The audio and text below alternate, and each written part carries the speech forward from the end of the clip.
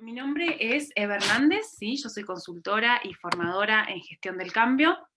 Y en este encuentro te voy a contar cuáles son las cuestiones fundamentales para tener en cuenta si queremos gestionar un cambio ágil, ¿sí? Aplanando la curva, esta curva del cambio, aplanándola, ¿sí? Para gestionarlo en forma ágil y potenciando las habilidades de las personas.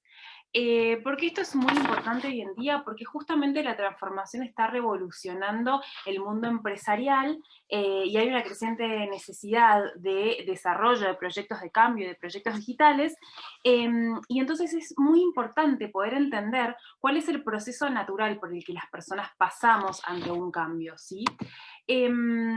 Primero, antes que nada, antes de empezar con un proyecto de cambio, tenemos que obtener las condiciones necesarias para poder entender cuál es la conducta humana. ¿Cuáles son las etapas por las que pasa un ser humano ante un cambio, ante cualquier cambio? Esto está absolutamente comprobado. Incluso aquellos cambios que son súper positivos, como por ejemplo mudarse de un piso muy pequeñito a una casa con pileta, con piscina, con jardín, bueno, a pesar de que el cambio sea muy positivo, las personas pasan por esto. ¿Por qué? Porque tenemos que, por ejemplo, en el caso de una mudanza, que es algo personal y que incluso tiene que ser algo muy positivo, al final tenemos que organizarnos, es un caos, trae nostalgia a lo anterior, nos vamos, hay movimiento, tenemos que entender cuál es el territorio nuevo, conocer a los vecinos, bueno, un montón de cosas que a pesar de que es un cambio súper positivo, el ser humano se va a estresar igualmente. Imagínense mucho más en un proyecto de cambio en un ámbito laboral. Entonces, ¿qué pasa? Para poder hacer una buena gestión del cambio es fundamental poder tener conciencia de este caminito, ¿no? ¿Cuáles son las etapas y las resistencias normales de las personas?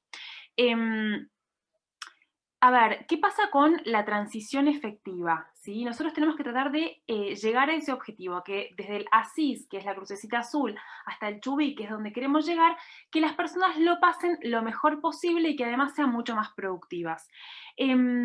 Ante cualquier disrupción, ¿sí? Vamos a atravesar por estos 5 pasitos, que es la curva conocida de Virginia Satir, y acá vamos a ver cuáles son los sentimientos, los pensamientos, porque en un cambio está afectado el sentimiento, el pensamiento, el desempeño y también la fisiología de las personas.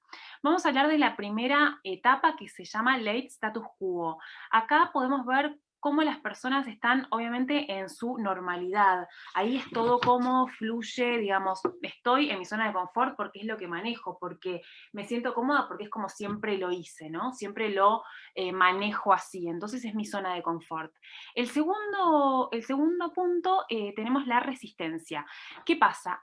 Hay un elemento que es el elemento externo, que es el que entra, ¿sí? La novedad, el proyecto de cambio, lo nuevo. Entonces, entra este elemento que suele ser de base incómodo, ¿sí? O sea, como mínimo incómodo, y en algunos casos hasta destruye la zona de confort que teníamos.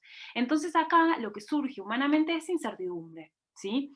Este elemento puede ser externo, como por ejemplo el COVID, ¿sí? Que viene desde afuera, vos no lo...